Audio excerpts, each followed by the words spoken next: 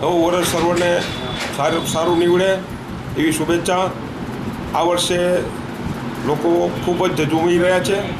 એવા સંજોગોમાં ઈશ્વર તરફથી એમને ઝઝૂમવાની શક્તિ આપે અને ભવિષ્ય સારું થાય, સારા ધંધા રોજગાર થાય, લોકો પ્રગતિ કરે, લોકોની આવક વધે, લોકોની તંદુરસ્તી સારી રહે અને લોકોને સર્વ રીતે નવું આવનારું વર્ષ સારું નીવડે એવી મારા તરફથી શુભેચ્છા છે.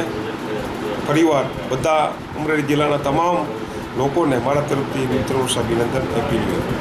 આજના દિવસે નવું વર્ષ છે તો આપનો કોંગ્રેસ પરિવાર છે, આપણા સગા સંબંધી છે, તેમજ આપણું માનનીય વકીલ મંડળ છે, દરેકને કેવા મનથી ને કેવા ઉમળકાથી આપ શુભેચ્છા પાઠવશો? બધા મિત્રોને, રાજકીય માણસોને પણ મેં મળ્યા, તમામ કોંગ્રેસના પરિવારના લોકોને પણ મળ્યા અને વકીલ મિત્રો પણ મળ્યા અને વેપારી મિત્રોને પણ અમે શુભેચ્છા આપી છે અને બધાને સારું વર્ષ નીવડે એવી તમામને અમે શુભકામના પાઠવું. તમે વર્ષોથી એમ કે કોંગ્રેસની એક વફાદાર છો, તો મને આવતી 2019માં શું તમને ચિત્ર જોવા મળે છે?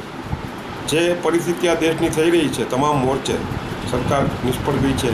આ તબક્કે રાજકારણ કરવાનું ન હોય, પરંતુ લોકોનો મિજાજ જે છે, લોકો એવું માની રહ્યા છે કે પરિવર્તન જરૂરી છે અને આગામી દિવસો કોંગ્રેસના સારા છે એવી અમને પૂરેપૂરી આશા છે. બરાબર. પછી મને આ વર્ષ મોડું વર્ષ છે તો લોકોને મને કેવો જોશ, એમ કે મને હાલ માનસિક રીતે આપણે એને જોશ આપવું જરૂરી છે, તો આપે શું એ વિશે કહેશો? લોકોને નિરાશ થવાની જરૂર નથી. ઈશ્વર સારું જ કરશે. એક કહેવત પણ છે કે ભાઈ હાથીને મણ ને કીડીને કણ મળી જ રહે, એ ઈશ્વરની જવાબદારી છે. આપણે ઈશ્વર ઉપર પૂરેપૂરો ભરોસો રાખી, સંયમ રાખી અને આપણે સંઘર્ષ કરવાનો છે.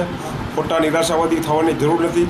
લોકો ખોટી રીતે આવેશમાં આવીને આપઘાત કરી રહ્યા છે, એ બરાબર નથી. જિંદગી અનમોલ છે, ઈશ્વરે આપણને જીવવા માટે આપી છે અને જો એ કોઈ કરે તો એ ઈશ્વરનો પણ ગુનો છે, હું ચોક્કસપણે માનું છું.